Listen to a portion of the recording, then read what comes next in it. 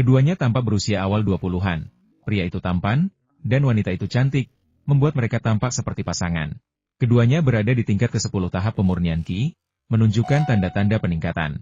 Setelah mencari beberapa saat, pria itu mengerutkan kening dan berkata kepada wanita di sampingnya, "Pemimpin sekte memberitahu kami bahwa saudara muda Han JN sedang berkultivasi di sini. Jadi mengapa dia tidak ada di sini?" Wanita itu tersenyum tipis dan berkata, "Ayo kita cari lebih lama lagi. Adik Han JN benar-benar hebat, memilih tempat seperti ini untuk membuka guanya. Kalau bukan karena token giok identitas yang dibawanya, kita mungkin tidak akan tahu dia ada di sini." Keduanya adalah murid sekte Tang Xuan. Pria itu bernama Xia Homing, dan wanita itu bernama San Yu. Mereka diperintahkan oleh pemimpin sekte untuk mencari Han JN. Bukan karena situasi Han JN yang istimewa dan pemimpin sekte sangat menghargainya, melainkan, ketika Xie Qichao menyerahkan daftar yang telah disiapkan kepada pemimpin sekte untuk ditinjau, ia menerima kabar bahwa kompetisi ini berbeda dari sebelumnya. 10 kultivator terkuat di sekte harus dipilih. Meskipun Xie Qichao tidak tahu alasannya, ia tetap mengikuti instruksi.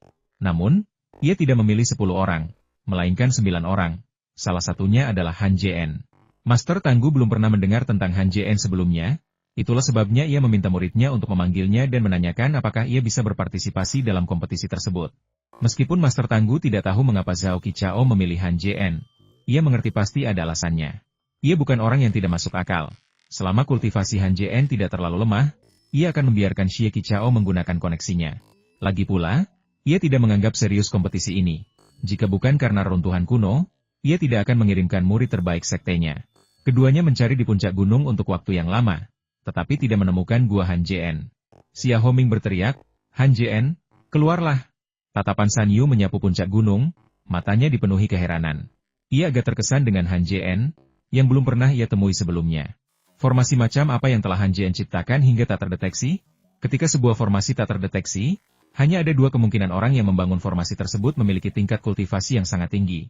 Menggunakan indera ilahinya untuk menyembunyikan aura formasi tersebut, atau formasi tersebut begitu canggih sehingga orang-orang dengan tingkat kultivasi yang lebih rendah tak dapat mendeteksinya.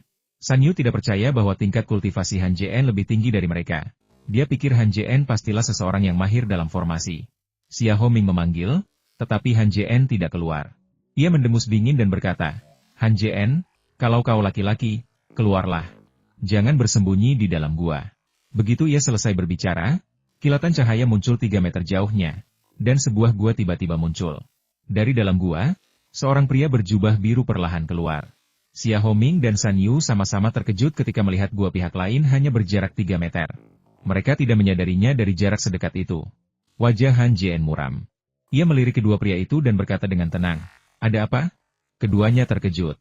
Aura yang terpancar dari Han JN sangat aneh, terutama tatapannya yang acuh tak acuh, yang membuatnya tampak lebih seperti seorang ahli tahap pendirian yayasan. Xia Homing tanpa sadar menangkupkan tangannya, hendak memanggilnya Paman Master. Namun kemudian ia berpikir, tunggu sebentar, jika dia seorang ahli tahap pendirian yayasan, pemimpin sekte pasti tidak akan memanggilnya seperti itu. Indra kedewaan Xia Homing menyapu Han JN dan terkejut saat mengetahui bahwa dia hanya memiliki level kultivasi Ki Refining tingkat ke-8. Han JN mengerutkan kening. Melihat keduanya terdiam, ia berkata dengan tidak sabar, "Kalau tidak ada yang lain, jangan ganggu kultivasiku." Setelah itu, ia mengibaskan lengan bajunya dan hendak memasuki gua. Ekspresi San Yu menegang, dan ia segera menangkupkan tangannya dan berkata, "Paman Master, pemimpin sekte meminta kami untuk memanggil Anda. Bukannya kami bermaksud mengganggu Anda." Ia tidak merasakan tingkat kultivasi Han JN karena aura yang terpancar dari Han JN terlalu mirip dengan seorang kultivator pendirian fondasi, sehingga ia secara tidak sadar berasumsi bahwa Han JN adalah seorang kultivator pendirian fondasi. Sebelum San Yu sempat selesai bicara, Xia Homing memotongnya. "Adik San, kenapa kau memanggilnya, Paman Master? Kultivasinya bahkan tidak setinggi milikmu atau milikku." San Yu mengerutkan kening, melirik Xia Homing dengan tak percaya sebelum melepaskan indera ilahinya kepada Han JN. Ketika ia menyadari bahwa Han JN sebenarnya hanya memiliki kultivasi pemurnian Ki tingkat ke-8, mulutnya ternganga. Ia agak bingung. Auranya menyerupai seorang kultivator pembentukan fondasi, dan ia mampu membentuk formasi yang tak terlihat oleh mereka. Mengapa ia hanya berada di tingkat ke-8 pemurnian Ki? Mungkinkah dia menyembunyikan tingkat kultivasinya? Pikir San Yu, lalu tiba-tiba teringat kata-kata pemimpin sekte dan tersenyum pahit. Semua orang yang ditemukan pemimpin sekte kali ini berada di tahap pemurnian Ki. Jadi bagaimana mungkin Han JN satu-satunya yang berada di tahap pembentukan fondasi? Lagi pula, hanya ada beberapa ratus tetua di sekte itu, dan mereka belum pernah mendengar tentang tetua Han JN sebelumnya. Alasan aura Han Jien begitu aneh adalah karena ia telah berkultivasi begitu lama dan terus-menerus mencari pencerahan, yang menyebabkan auranya agak tidak teratur. Keduanya ragu untuk menemukan Han Jien, dan kemudian ia tiba-tiba muncul 10 kaki jauhnya, membuat mereka secara tidak sadar percaya bahwa ia adalah seorang kultivator tingkat tinggi, sehingga secara keliru menganggap auranya sebagai seorang kultivator pembentukan fondasi. Namun, dengan sedikit lebih banyak indera, mereka akan menemukan bahwa aura Han Jien benar-benar berbeda dari seorang kultivator pembentukan fondasi. Setelah Xia Homing melihat bahwa San Yu juga merasakan tingkat kultivasi Han Jien, dia mendengus dingin, lalu memelototi Han Jien dan berkata dengan nada provokatif, "Adik Han Jien, bukankah kamu bertindak terlalu jauh tadi, dengan sengaja bersembunyi di dalam gua dan menolak keluar untuk menemui kami?" Han Jien mengerutkan kening, auranya tiba-tiba meningkat saat dia menatap dingin Xia Homing dan bertanya, "Apa yang kamu inginkan?" Melihat tatapan sedingin itu, Xia Homing tak kuasa menahan gemetar dan tanpa sadar mundur 2 langkah.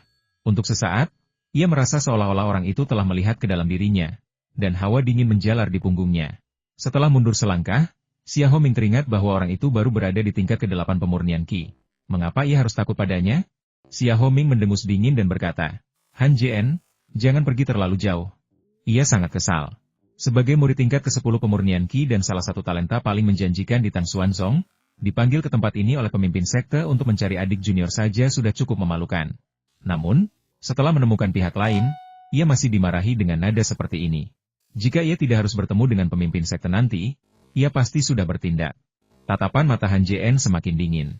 10 tahun kultivasi telah mengeraskan hatinya, membuatnya hampir mati rasa. Pikirannya telah mencapai titik ekstrim. Ia hanya menginginkan kultivasi, tidak bertanya atau berinteraksi dengan orang luar. Ia akan memperlakukan orang lain sebagaimana mereka memperlakukannya. Mata Han Jien berkilat, lalu dia berkata dengan dingin, "Keluar." Setelah itu, dia berjalan masuk ke dalam gua. Melihat keadaan tidak berjalan baik, San Yu segera menarik Xia Homing ke sampingnya, memberinya isyarat agar berhenti berbicara. Xia Homing mengayunkan lengannya, menepis tangan San Yu, dan meraung pada Han Jien. "Han Jien, berhenti di situ." Melihat Han Jien mengabaikannya, ia menjadi marah, menepuk kantong penyimpanannya di pinggang, dan sebuah tombak panjang melayang di hadapannya. Tombak itu berwarna putih keperakan, dengan rumbai merah terikat di ujungnya. Ia mengucapkan mantra pada tombak itu, dan tombak itu langsung memancarkan cahaya menyilaukan, mengeluarkan teriakan pelan, "Maju!" Kilatan cahaya putih muncul di tombak itu, yang terbang lurus ke arah Han Jien dan tiba di belakangnya dalam sekejap mata. Tubuh Han Jien yang bergerak maju tiba-tiba terhenti. Lalu dia berbalik, tangannya memancarkan cahaya spiritual, dan meraih tombak terbang itu. Tombak itu dipegang Han Jien, berdengung, dan cahayanya meredup. "Kau mencari kematian." Mata Han Jien menyipit, dan ia menyalurkan energi spiritual yang sangat besar ke dalam tombak itu. Energi spiritual yang terkandung di dalam tombak itu langsung runtuh dan menghilang ke udara. Tombak itu, yang kini tumpul dan tak bernyawa, lenyap. Dengan satu pikiran, Han Jien dengan mudah memutuskan hubungan antara tombak itu dan Xia Homing, dan dengan satu jentikan pergelangan tangannya, ia melemparkan tombak itu ke tanah. Tubuh Xia Homing gemetar, dan dia meludahkan darah, wajahnya dipenuhi ketakutan. Memutus hubungan spiritual antara seorang kultivator dan artefak magis secara paksa mustahil dilakukan kecuali kultivasi seseorang melampaui kultivasi orang lain. Dilihat dari penampilan Han Jien yang begitu mudah barusan, bahkan gurunya pun tak mungkin melakukannya. Xia Homing berdiri tercengang, menatap Han Jien seolah-olah ia monster, hasratnya untuk bertarung telah padam sepenuhnya. Dalam sekejap mata, Han Jien berhasil mengalahkan Xia Homing. San Yu ketakutan. Melihat Han Jien hendak memasuki gua, ia buru-buru berteriak, "Kakak senior Han Jien, tunggu sebentar." "Ada apa?" Han Jien perlahan berjalan masuk ke dalam gua dan berkata tanpa menoleh. San Yu menghela napas lega dan berkata, "Kakak senior Han, pemimpin sekte memanggilmu ke aula Tang Xuan. Kau ingin aku datang?" Han Jien berhenti dan menoleh ke arah San Yu. "Kenapa kau ingin aku datang?" San Yu tahu tak perlu menyembunyikan hal ini. Jadi ia berkata jujur, kompetisi sekte, yang diadakan setiap 60 tahun sekali, akan segera dimulai. Sekte ini telah memilih 10 murid, dan kau salah satunya. Wajah Han Jien menjadi gelap, dan dia dengan tegas menolak. Katanya, "Katakan pada pemimpin sekte bahwa aku tidak tertarik." Ini, San Yu kehilangan kata-kata. Ia telah melihat banyak murid yang temperamental di sekte tersebut, tetapi ini pertama kalinya ia melihat seseorang berani menolak perintah pemimpin sekte secara langsung. Xia Homing mencibir dalam hati, lalu berpura-pura baik hati dan mengingatkannya, "Han Jien, ini Kaisar Xuanzong dari Tang. Sekalipun kau naga, kau harus melingkar, kau harimau." Han Jien mengerutkan kening, tatapan dinginnya tertuju pada Xia Homing, yang langsung menutup mulutnya saat melihat tatapan itu. Melihat Han Jien hendak menutup formasi di luar gua, San Yu menggertakkan giginya dan berkata, "Kakak senior Han, jika kau tidak pergi, pemimpin sekte pasti akan menyalahkan kita. Lalu kita." Dia berkedip, tampak cemas. Han Jien tidak tertarik dengan kompetisi semacam ini.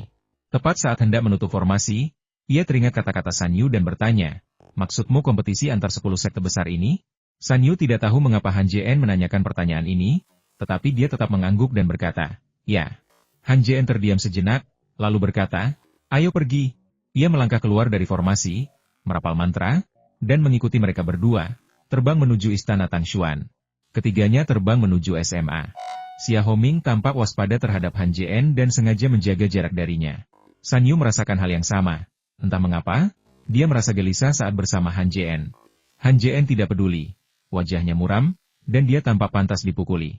Tak lama kemudian, ketiganya tiba di istana Tang Xuan. Dekorasi di depan istana Tang Xuan sedikit berbeda dengan yang ada di istana Tianming. Puluhan patung besar berdiri di depan gerbang. Patung-patung ini bukanlah binatang dewa atau binatang roh, melainkan sosok para kultivator. Para kultivator ini semuanya adalah pria tua dengan aura keanggunan dunia lain, terpahat seperti manusia hidup, memancarkan aura yang kuat, seolah-olah mereka bisa hidup kapan saja. Han Jien merasakan hawa dingin menjalar di tulang punggungnya hanya dengan sekali pandang. Patung-patung ini jelas bukan buatan orang biasa, terutama formasi susunan yang terpasang di atasnya. Mustahil bagi siapapun tanpa setidaknya tingkat kultivasi inti emas untuk mencapai hal ini. Setelah melihat patung-patung itu, Han Jien langsung masuk ke aula. Aula utama berukuran lebih dari 2 kali lipat aula Tianming, dan desainnya sungguh cerdik. Baik dinding maupun lantainya dipenuhi ukiran warna-warni, yang semuanya menunjukkan usaha yang luar biasa. Khususnya, lukisan-lukisan para kultivator bak dewa yang menatap alam semesta dan menjelajahi langit dan bumi membangkitkan kerinduan yang aneh bagi mereka yang melihatnya. Di dalam aula utama, seorang pria parubaya berpakaian putih duduk di tengah. Ia tampak sangat ramah, seolah-olah tidak memiliki emosi. 8 orang berdiri di tengah aula 7 kultivator tahap pemurnian Ki 5 pria dan 2 wanita semuanya berada di tingkat ke-10 pemurnian Ki. Orang keempat adalah seorang kultivator tahap pembentukan fondasi, berdiri di samping ke-7 murid. Kultivator pendirian fondasi adalah Xie Qichao.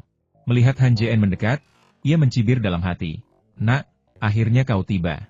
Indra ketuhanannya menyapu Han Jien dengan santai, lalu raut terkejut terpancar di matanya. Ia telah belajar dari Dong Huan bahwa Han Jien baru berada di level ke-5 pemurnian Ki 10 tahun yang lalu, tetapi sekarang ia berada di level ke-8. Peningkatan 3 level dalam 10 tahun tidak akan banyak bagi murid dengan akar spiritual yang luar biasa. Tetapi Han Jien hanya memiliki akar spiritual kurang dari 1 bintang. Bagaimana ia bisa berkultivasi begitu cepat? Mungkinkah dia punya semacam harta karun?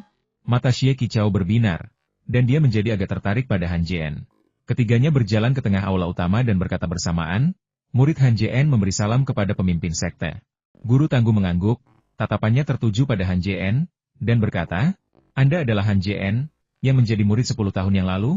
Ekspresi dingin Han Jien sedikit melunak, dan dia berkata dengan suara tenang, "Murid ini memang dia." Guru Tangguh tetap diam, tetapi tubuhnya memancarkan aura yang luar biasa, yang berubah menjadi tekanan tak terlihat yang menyelimuti seluruh aula. Hati Han Jien menegang, dia menatap Tangguh Zhenren dengan tatapan penuh tanya. Tangguh Zhenren tampaknya tidak menyadari tatapan Han Jien, dan perlahan meningkatkan auranya sambil mengamati situasi Han Jien. Han Jien mengerutkan kening, dan energi spiritualnya bersirkulasi dengan cepat di dalam tubuhnya untuk melawan tekanan yang berasal dari udara. Untuk sesaat, keduanya berimbang. Melihat tekanan yang dilepaskannya tidak berpengaruh, Master Tangguh mengangguk puas. Alih-alih menarik auranya, ia justru terus meningkatkannya. Aura yang baru saja dilepaskannya akan sulit ditahan oleh murid di tingkat ke-8 pemurnian Ki. Tetapi Han Jien mampu menahannya, ia menunjukkan bahwa kultivasi pemurnian Ki tingkat ke-8-nya sangat stabil dan kekuatan spiritualnya sangat murni. Setelah Tangguh Zhenren meningkatkan auranya, ia melihat Han Jien tidak hanya mampu menahan serangan itu, tetapi juga tampak santai. Ekspresi terkejut melintas di benaknya. Para murid di aula utama, kecuali Xia Homing dan San Yu, memandang Han Jien dengan pandangan berbeda. Ketika Han Jien muncul, ke-7 murid tahap pemurnian Ki sama sekali tidak menganggapnya serius. Di mata mereka, dengan kultivasi Han Jien yang berada di tingkat ke-8 pemurnian Ki, ia tidak layak untuk bersaing dengan mereka. Kemudian, ketika mereka melihat Tangguh Zhenren menggunakan tekanannya untuk menguji mereka, banyak dari mereka yang menonton dengan geli, ingin melihat seberapa lama Han Jien bisa bertahan. Setelah Han Jien menahan tekanan yang hampir tak tertahankan bagi seorang kultivator pemurnian Ki tingkat 9, Tangguh Zhenren membuat segel tangan, dan tekanan di dalam aula tiba-tiba meningkat, hampir 2 kali lipat intensitasnya. Han Jien merasa sedikit sesak napas, tetapi ia menggertakkan gigi dan menggandakan sirkulasi energi spiritualnya untuk melawan rasa tidak nyaman di sekitarnya. Melihat orang-orang lainnya di aula utama, kecuali Xie Qichao yang dapat dengan mudah menahan serangan itu, 9 orang lainnya tidak dapat menahan diri dengan mudah, dan mereka semua mengerutkan kening. Han Jien memahami maksud pemimpin sekte. Sambil melawan tekanan udara, ia menangkupkan tangannya dan berkata, "Pemimpin sekte, bisakah ujian ini berakhir sekarang?" Meskipun kultivasi Han Jien tidak setinggi yang lain, energi spiritual di dalam tubuhnya sangat murni. Terutama setelah kultivasinya tersebar, energi spiritualnya yang sudah murni menjadi semakin murni. Sebelum kultivasinya habis, jika Han Jien bisa mengeluarkan 3 bola api dengan setitik energi spiritual, kini ia bisa mengeluarkan 6 bola api. Ini bukan perubahan kuantitas, melainkan perubahan kualitas, kemurnian energi spiritualnya tak terbayangkan. Meskipun energi spiritual semurni itu tidak bisa dibandingkan dengan seorang kultivator tahap pendirian fondasi, perbedaannya tidak signifikan. Master Tangguh tersenyum, pikirannya tak terbaca. Tiba-tiba, tangannya membentuk serangkaian segel tangan, dan auranya melonjak ke tingkat yang tak terbayangkan. Wajah Master Tangguh sedikit pucat, hampir melepaskan aura sekuat itu telah menghabiskan banyak energi spiritualnya. Tubuh Han Jien bergetar, dan tanpa sadar dia mundur 3 langkah, melepaskan lebih banyak kekuatan spiritual pada saat yang sama untuk menahan tekanan di sekitarnya, berhasil memblokirnya dengan susah payah. Han Jien berhasil bertahan, tetapi yang lain tidak seberuntung itu. Kecuali Xie Qichao, yang menggertakkan gigi dan bertahan, murid-murid lainnya berlutut di tanah, wajah mereka berkedut kesakitan. Setelah mereka jatuh, melihat Han Jien masih berdiri, kecuali Xia Homing dan San Yu, yang lain memandang Han Jien seolah-olah mereka telah melihat monster. Bagaimana ini mungkin? Pikiran yang sama bergema serentak di benak ketujuh petani itu. Setelah beberapa saat, Master Tangguh menarik aura penindasannya, menatap Han Jien dengan puas, dan perlahan berkata, "Kekuatan spiritual di dalam dirimu bahkan lebih terkonsentrasi daripada yang kubayangkan. Kau akan menjadi kapten untuk kompetisi ini." Han Jien menghela napas lega. Jika Tangguh Zhenren tidak menarik tekanannya, dia juga tidak akan mampu menahannya. Mendengar kata-kata pihak lain, Han Jien menarik napas dalam-dalam, menggenggam tangannya, dan berkata, "Pemimpin sekte, saya bersedia memimpin tim dalam kompetisi ini. Hadiah apa yang akan saya terima?" Semua orang tercengang mendengar kata-kata ini. Setelah terkejut sejenak, Tangguh Zhenren tersenyum tipis dan berkata, "Menarik. Ini pertama kalinya selama bertahun-tahun ini aku melihat seseorang meminta imbalan." Ia terdiam sejenak, lalu melanjutkan, "Karena kau punya ide ini, aku puas. Katakan padaku, apa yang kau inginkan?" Tanpa berpikir panjang, Han Jien berkata, "Saya harap sekte dapat menyediakan gua tempat tinggal yang tenang untuk saya."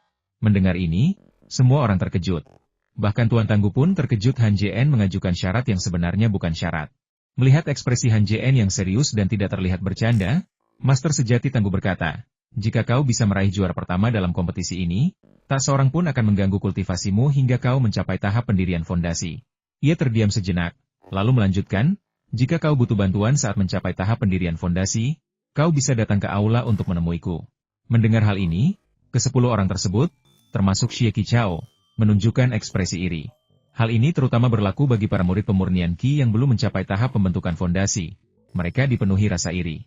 Meskipun tahap pembentukan fondasi dan pemurnian Qi hanya berbeda 1 tingkat, perbedaan tingkat kultivasi mereka, meskipun tidak terlalu jauh, tetap signifikan. Beberapa orang dapat mencapai pembentukan fondasi hanya dalam beberapa tahun, sementara yang lain tidak dapat mencapainya seumur hidup. Setiap kultivator pemurnian Qi mendambakan mencapai pembentukan fondasi, karena hal itu tidak hanya meningkatkan kultivasi mereka tetapi juga melipat gandakan umur mereka. Seorang kultivator dalam tahap pemurnian Qi memiliki rentang hidup hanya 200 tahun, tetapi begitu mereka berhasil membangun fondasi, mereka dapat memperpanjang rentang hidup tersebut hingga 500 tahun. Tatapan Han Jien menyapu 9 murid tahap pemurnian Qi, dan ia berkata, murid ini akan berusaha sekuat tenaga. Ia mengerti bahwa pemimpin sekte hanya memberinya jalan keluar. Sekte Tangshuan memang pantas menyandang reputasinya sebagai sekte nomor 1 di benua 10 arah. Tidak mungkin ada sekte lain yang memiliki 9 murid di tingkat ke-10 tahap pemurnian Qi. Di masanya, sekte Tianming hanya memiliki 1 murid di tingkat ke-10 tahap pemurnian Qi, yaitu Qi Hao. Setelah Tangguh Zhenren selesai mengatur segala sesuatunya untuk Han Jien, dia terbatu pelan dan berkata, "Selain kalian bersepuluh, sekte juga akan mengirim 1 orang untuk pergi bersama kalian dan bertanggung jawab atas keselamatan kalian." Xie Qichao merapikan jubah taunya, menatap guru Tangguh, dan menunggu pengumumannya. Tatapan Master Tangguh menyapu Xie Qichao, dan beliau berkata dengan sungguh-sungguh, "Dulu, Kami berpartisipasi dalam kompetisi ini ditemani oleh para tetua tahap pendirian fondasi. Kompetisi ini berbeda dari sebelumnya, dan kami membutuhkan tetua tertinggi untuk ikut serta. Ekspresi Xie Qichao berubah agak tidak menyenangkan, dan ia tak kuasa menahan diri untuk bertanya, "Pemimpin sekte, apa bedanya dengan kompetisi ini? Mengapa tetua tertinggi perlu ikut?" Mengetahui bahwa masalah ini tidak bisa disembunyikan lagi, Master Tangguh berkata, "Kompetisi ini bukan sekadar kompetisi. Setelah kompetisi, semua murid akan memasuki lembah 9 surga." Lembah 9 surga. Mendengar ini, semua orang terkejut. Bagi para kultivator, lembah 9 surga bukanlah hal yang asing. Setiap kultivator yang peduli dengan situasi di daratan pasti tahu tentang situasi di dalam lembah. Han Jien tidak pernah peduli dengan hal-hal ini dan tidak tahu apa yang membuat lembah Jiutian berbeda. Tetapi dia dapat mengetahui dari ekspresi semua orang bahwa tempat ini jelas tidak sederhana. Lembah 9 surga terletak di pegunungan 9 surga. 100 tahun yang lalu, lembah ini secara tidak sengaja ditemukan oleh seorang kultivator pemurnian Qi. Setelah memasuki lembah tersebut, ia memperoleh banyak harta karun dan bertahan hidup dengan susah payah. Setelah muncul, tingkat kultivasinya langsung menembus dari tahap pemurnian Qi ke tahap inti emas awal dalam sekejap. Peristiwa ini langsung menggemparkan seluruh dunia kultivasi, dan semua sekte mengirim orang untuk menyelidiki. Namun, mereka akhirnya mengetahui bahwa ada formasi di luar lembah 9 surga, yang membuatnya mustahil untuk dimasuki. Formasi itu sangat kompleks, dan bahkan kultivator terkuat di benua itu pun tak mampu membukanya secara paksa. Beberapa kultivator yang ahli dalam formasi mempelajarinya selama bertahun-tahun dan akhirnya sampai pada kesimpulan bahwa formasi itu memiliki siklus.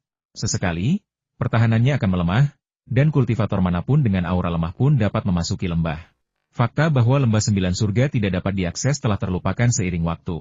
Namun, 7 hari yang lalu, tiba-tiba muncul berita bahwa pembentukan lembah 9 surga telah dilonggarkan. Tanggal tersebut juga merupakan tanggal kompetisi antara 10 sekte besar. Setelah berdiskusi di antara para pemimpin berbagai sekte, diputuskan bahwa setelah kompetisi, semua orang akan memasuki lembah 9 surga bersama-sama untuk mencegah para kultivator jahat menyelinap masuk. Justru karena kompetisi ini begitu penting, Tangguh Zenren memutuskan untuk mengirimkan barisan terkuatnya. Setelah Xie Qichao mengetahui seluruh ceritanya, ia memelototi Han Jien dengan marah. Awalnya ia berencana untuk mengeluarkan Han Jien dari Tang Xuanmen dan membunuhnya di tengah jalan. Tetapi ia tidak menyangka akan kehilangan lebih banyak daripada yang diperolehnya. Master Tangguh menjelaskan secara singkat detail kompetisi, lalu memberikan setiap orang sebuah token giok dan berkata, "Kembalilah sekarang. Berkumpul di sini dalam 3 hari." Setelah semua orang pergi, Han Jien langsung menunggangi pedang terbangnya menuju gua. Tepat pada saat itu, seberkas cahaya dengan cepat menyusul dan tiba di depan Han Jien dalam sekejap mata. Ketika Xie Qichao tiba, dia tersenyum dan bertanya, "Han Jien, selamat." Han Jien mengerutkan kening, melirik orang lain dengan waspada, dan berkata dengan tenang, "Apakah ada yang Anda butuhkan?" Xie Qichao terkejut. Selama bertahun-tahun menjadi penatua, ini pertama kalinya ia melihat seorang kultivator pemurni Qi berbicara kepadanya dengan sikap seperti itu, dan ia merasa sangat tidak senang. Ekspresinya perlahan-lahan menjadi gelap, dan ia menunjuk ke pegunungan tak jauh dari sana. Berkata, "Han Jien, aku baru saja menemukan rumput sumber roh berusia 100 tahun, tetapi sayangnya rumput itu dilindungi oleh binatang iblis. Aku ingin mengajakmu pergi bersamaku." Han Jien mencibir dalam hati. Jika sebelumnya, ia mungkin akan percaya hal seperti itu. Tetapi sekarang ia sama sekali tidak percaya. Bagaimana mungkin benda sebesar itu jatuh dari langit? Lagi pula, jika itu benar-benar rumput sumber roh berusia 100 tahun, pihak lain tidak akan pernah memberitahunya. Sekalipun binatang iblis itu kuat, ia tidak akan memberitahu siapapun. Han Jien merenungkan tujuan pihak lain mencarinya, tetapi berkata dengan lantang, "Paman Guru, kultivasi saya terlalu lemah. Saya khawatir saya tidak dapat membantu." Xie Qichao melambaikan tangannya, memberi Han Jien tatapan meyakinkan, lalu berkata lembut, "Tidak apa-apa, dia hanya binatang iblis tingkat 2. Kita bisa mengalahkannya bersama." Serangkaian pikiran terlintas di benak Han Jien, lalu dia mengangguk dan berkata, "Karena Paman Guru percaya diri, maka aku dengan hormat akan menerima tawaranmu." Ekspresi gembira terpancar di mata Xie Qichao saat ia menunjuk ke utara dan berkata, "Tempat itu bukan di dalam sekte. Tempatnya cukup jauh dari sini. Ayo kita bicara sambil terbang." Keduanya terbang cepat ke utara. Setelah meninggalkan wilayah sekte Tangshuan, Xie Qichao takut Han Jien akan menyadari ada yang tidak beres, terus-menerus berbicara kepada Han Jien untuk menarik perhatiannya. Han Jien berbicara dengan santai, tanpa sedang berbicara serius, tetapi dalam hati dia menjadi semakin waspada. Setelah terbang selama 1 jam, Xie Qichao menunjuk ke sebuah lembah di kejauhan dan berkata, "Kita sudah sampai." Setelah itu, ia pun terbang memasuki lembah tersebut. Setelah memasuki lembah, Xie Qichao merapal 2 mantra pada pedang terbang di bawah kakinya, membuatnya melayang di depannya. Lalu ia berkata kepada Han Jian, monster itu ada di dekat sini. Ia pandai menyembunyikan auranya, jadi kita sebaiknya tidak menyimpang terlalu jauh. Han Jian mengangguk, melihat sekeliling dengan waspada, berpura-pura mencari monster. Agar tidak menimbulkan kecurigaan Han Jian, Xie Qichao juga berpura-pura mencari binatang iblis itu. Tepat ketika Han Jian hendak berbalik dan mencari ke arah lain, Xie Qichao tiba-tiba merapal mantra pada artefak sihir di depannya. Pedang terbang itu berdengung dan berubah menjadi seberkas cahaya, terbang di belakang Han Jian. Pedang terbang itu sangat cepat, tiba di belakang Han Jian dalam sekejap mata. Melihat Han Jian tidak bereaksi sama sekali, Xie Qichao menyeringai jahat, mati. Pedang terbang itu menembus langsung tubuh Han Jian di udara, dan tubuhnya berangsur-angsur menjadi transparan. Bayangan. Mata Xie Qichao melebar, lalu ia menyadari sesuatu dan berbalik. Di belakangnya, Han Jian berdiri di sana, menatapnya dengan dingin. Xie Qichao ngeri. Sihir macam apa yang telah dikembangkan pihak lain hingga ia bisa menghilang dan muncul kembali di belakangnya tanpa disadarinya? Melihat Han Jian mengangkat kepalanya, Xie Qichao mundur selangkah dan berkata, "Kau, apa yang kau inginkan?" Entah kenapa, ia merasakan gelombang ketakutan begitu bertemu dengan tatapan dingin Han Jian. Han Jian menatapnya dengan dingin dan berkata, mengucapkan setiap kata dengan jelas, "Katakanlah, siapa yang menyuruhmu membunuhku?" "Ya." Xie Qichao hendak mengatakannya ketika dia tiba-tiba teringat bahwa pihak lain hanyalah seorang kultivator tahap pemurnian Qi. Jadi mengapa dia begitu ketakutan? Ekspresi Xie Qichao berubah, dan ia bersikap angkuh, berkata dengan nada meremehkan, "Nak, betapapun murninya kekuatan spiritualmu, kau baru berada di tahap pemurnian Qi. Hari ini, aku akan menunjukkan kepadamu bahwa perbedaan antar tingkat kultivasi tak terlampaui." Sambil berbicara, ia terus mundur, tangannya dengan cepat membentuk segel tangan. Sinar cahaya kuning melesat ke udara di depannya, dan semakin banyak titik cahaya kuning muncul, akhirnya membentuk pola kuning yang aneh. Kemudian, Xie Qichao menunjuk pola itu, dan kilatan cahaya muncul di sana, berubah menjadi aliran cahaya kuning yang terbang di depan Han Jian. Aliran cahaya itu mengitari tubuh Han Jian sekali sebelum menghilang ke tanah. Pada saat yang sama, sebuah susunan kuning muncul di tanah di bawah kaki Han Jian, dengan cepat meluas hingga menyelimuti dirinya. Melihat Han Jian memasuki formasi, wajah Xie Qichao dipenuhi kegembiraan. Ia berkata dengan dingin, "Nak, kau bisa mati sekarang." Setelah itu, ia merapal beberapa mantra ke formasi tersebut. Dengan setiap mantra, formasi tersebut semakin mengeras. Setelah beberapa mantra, formasi tersebut mulai bergetar hebat. Xie Qichao melirik formasi tersebut dengan penuh kekhawatiran, lalu tiba-tiba melompat ke udara. Mantra Xie Qichao cukup unik. Mantra itu menggunakan energi spiritual untuk membentuk sebuah formasi, menjebak musuh secara paksa. Begitu kultivator terperangkap, penggunanya hanya perlu memasukkan energi spiritual ke dalam formasi, dan formasi itu akan segera aktif, mengubah energi spiritual di dalamnya menjadi kekuatan yang mengerikan. Ketika energi mencapai tingkat tertentu, formasi itu akan hancur sendiri, menghasilkan daya hancur yang luar biasa. Energi dahsyat yang dilepaskan pada saat itu bahkan dapat menghancurkan seorang kultivator tahap pendirian fondasi hingga berkeping-keping, memusnahkan mereka sepenuhnya. Saat susunan itu bergetar semakin cepat, Xie Qichao tersenyum dingin dan bergumam pada dirinya sendiri, "Selamat tinggal." Begitu dia selesai berbicara, getaran formasi tiba-tiba melambat dan kembali tenang dalam sekejap mata. Xie Qichao tampak bingung. Ia merapal beberapa mantra pada formasi itu, menyalurkan energi spiritualnya ke dalamnya. Tepat saat ia hendak mengedarkannya, energi spiritual itu diserap oleh gelombang energi yang sangat besar. Xie Qichao kemudian memfokuskan indera ilahinya pada Han Jian dan menemukan bahwa energi spiritual yang baru saja ia salurkan ke dalam formasi telah diserap oleh sesuatu di tangan Han Jian. Xie Qichao menatap Han Jian dengan saksama. Setelah sedikit ragu, ia mengeluarkan cermin perunggu dari tas penyimpanannya dan mengarahkannya ke langit. Sinar matahari menyinari cermin perunggu itu, yang memancarkan cahaya kuning redup, diikuti oleh cahaya merah. Ketika cahaya merah itu menjadi cukup intens, Xie Qichao menjentikan pergelangan tangannya, mengarahkan cermin itu ke arah Han Jian, dan berseru pelan cahaya ilahi gagak emas. Dari dalam cermin perunggu, seberkas cahaya merah tiba-tiba melesat, langsung menuju Han Jian. Cahaya merah itu bergerak dengan kecepatan luar biasa, berubah menjadi pelangi panjang yang tiba di hadapan Han Jian dalam sekejap mata. Han Jian menatap cahaya merah yang mendekat, mengangkat tangan kanannya, dan mengarahkannya ke kehampaan. Setelah cahaya putih dan merah bertabrakan di udara, cahaya merah menghilang, sementara cahaya putih hanya sedikit meredup. Serangannya tak berkurang saat terbang menuju Xie Qichao. Ekspresi Xie Qichao berubah drastis, dan dengan panik, dia mengambil cermin perunggu di tangannya dan memegangnya di depannya. Cahaya putih terbang ke cermin perunggu, menyebabkan cermin itu bergetar sedikit, dan pola-pola seperti air muncul di permukaannya. Tangan Xie Qichao yang menggenggam cermin perunggu bergetar hebat. Urat-urat di lengannya melotot, seolah-olah ia kehilangan kendali atas cermin itu. Ia berteriak pelan, menyalurkan energi spiritual yang sangat besar ke dalam cermin. Cahaya merah terang bersinar dari cermin, dan getarannya perlahan mereda. Wajahnya pucat, dahinya berkeringat dingin, dan matanya dipenuhi kewaspadaan saat ia menatap Han Jian. Han Jian menatap cermin perunggu di tangan Xie Qichao dengan saksama, matanya berbinar. Cermin ini mampu menangkis serangan jari energi spiritual, yang jelas menunjukkan bahwa itu bukan harta karun biasa. Kemungkinan besar itu adalah senjata sihir tingkat tinggi, atau mungkin senjata sihir semu seperti pedang hijau kecil, atau bahkan senjata sihir asli. Han Jian hanya memiliki satu senjata sihir, segel giok dao surgawi, tetapi tidak dapat sepenuhnya dikendalikan olehnya, juga tidak dapat digunakan di depan orang luar. Jika ia bisa mendapatkan cermin perunggu ini, kekuatannya akan meningkat secara signifikan. Memikirkan hal ini, kilatan niat membunuh melintas di mata Han Jian. Ia menepuk kantong penyimpanan di pinggangnya, dan sebuah pedang hijau kecil melesat keluar. Han Jian merapal mantra pada pedang itu, dan pedang itu berdengung, berubah menjadi garis hijau yang melesat lurus ke arah Xie Qichao. Kecepatannya luar biasa, tiba di depan Xie Qichao dalam sekejap mata. Melihat pedang hijau itu melesat ke arahnya, wajah pucat Xie Qichao berubah serius.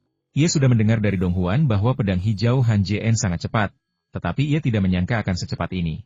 Ia menarik napas dalam-dalam, memutar cermin perunggu di tangannya, dan mengarahkan cermin itu ke pedang hijau. Seberkas cahaya merah melesat keluar dari cermin. Cahaya merah melesat ke pedang hijau, yang bergetar hebat lalu terhempas oleh kekuatan dahsyat dan jatuh ke tanah. Han Jian buru-buru membuat segel tangan, dan pedang kecil yang hendak jatuh ke tanah tampaknya telah diberi rangsangan, dan dengan dengungan, pedang itu terbang ke arah Xie Qichao lagi. Cahaya merah telah menghilang. Xie Qichao menggertakkan giginya, meninju dadanya, dan memuntahkan saripati darah. Dengan satu pikiran, saripati darah itu berkelebat dan terbang ke cermin. Cermin perunggu itu berdengung, memancarkan fluktuasi energi spiritual yang dahsyat. Permukaan yang awalnya halus memancarkan cahaya menyilaukan, mula-mula kuning, lalu oranye, dan akhirnya merah. Ketika cahaya merah menjadi cukup intens, cermin itu berkelebat dan berubah menjadi putih. Xie Qichao mencengkeram cermin perunggu itu, wajahnya pucat pasi. Ia meraung, api putih penghancur dunia. Api putih yang dingin melayang di permukaan cermin. Kemudian, dengan sekejap, api itu berubah menjadi seberkas api putih, melesat menuju pedang kecil itu. Semburan api putih itu tampak hampir identik dengan teknik jari energi spiritual yang digunakan Han Jian, hanya saja mengandung panas yang tak terbayangkan, sementara yang satunya sama sekali tidak panas. Cahaya putih jatuh pada pedang ramping berwarna hijau, berubah menjadi kobaran api yang menyelimuti bilahnya. Energi spiritual pada pedang itu menghilang dengan sangat cepat, lenyap dalam sekejap mata. Setelah energi spiritual menghilang, kabut tebal mengepul dari permukaan pedang ramping itu, dan setelah diamati lebih dekat, terlihat bahwa pedang ramping itu meleleh karena panas yang menyengat. Ekspresi Han Jian menjadi gelap. Ia merapal beberapa mantra di udara, mendaratkannya di pedang hijau kecil itu. Pedang itu mendapatkan kembali kekuatan spiritualnya dan mulai melawan api putih. Namun, suhu di dalam api putih itu terlalu tinggi. Kekuatan spiritual di dalam pedang itu hanya bertahan selama 3 tarikan napas sebelum menguap kembali. Han Jian mengerutkan kening, sekaligus menyalurkan kekuatan spiritual ke dalam pedang kecil itu dan menyerap energi spiritual dari segel giok dao surgawi. Tak lama kemudian, energi spiritual Han Jian pulih sepenuhnya, lalu ia melemparkan segel giok dao surgawi di tangannya ke udara. Ia mengangkat tangan kirinya dan melepaskan jari energi spiritual ke arah Xie Qichao. Saat ini, Xie Qichao sedang sepenuhnya fokus mengendalikan api putih untuk melelehkan pedang hijau, tetapi ia tak menyangka Han Jian punya trik lain. Kekuatan spiritualnya telah menghilang, membuat cermin perunggu itu mustahil melancarkan serangan lagi. Dalam situasi hidup mati ini, ia menepuk-nepuk tas penyimpanan di pinggangnya, mengeluarkan segenggam jimat, dan melemparkannya ke arah cahaya putih yang datang. Jimat itu terbakar di udara, berubah menjadi mantra yang tak terhitung jumlahnya yang bertabrakan dengan cahaya putih. Seberkas cahaya putih, dan satu mantra lenyap. Seberkas cahaya lain, dan beberapa mantra lagi lenyap.